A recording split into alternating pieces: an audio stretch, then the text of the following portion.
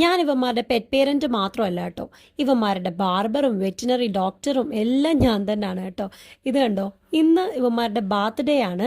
കുട്ടൂനെ സോപ്പിട്ട് അവൻ്റെ ജടയെല്ലാം മുറിച്ച് കളഞ്ഞ് ഒരുവിധം കുളിപ്പിച്ചു. പിന്നെ ഹെയർ ഡ്രയറിൻ്റെ ഒച്ച കേട്ട് കാർന്നുകൊണ്ട് ഹെയർ ഡ്രയറിൻ്റെ മുന്നിലിട്ട് ഉണക്കാൻ പറ്റില്ല, ടർക്കി കൊണ്ട് തുടച്ചിട്ട് ഇതുപോലെ വെയിലത്ത് കുറച്ച് നേരം ഇടും, ഫാൻ്റെ അടിയിലിടും.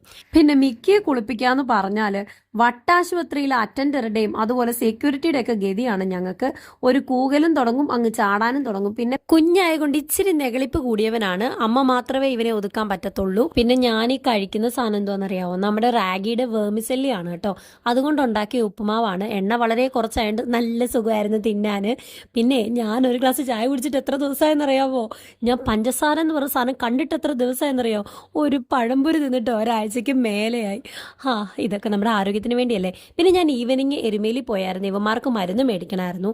പിന്നെ കുറച്ച് മീൻ മേടിച്ചായിരുന്നു, ചൂരയാണ് കേട്ടോ മേടിച്ചത്.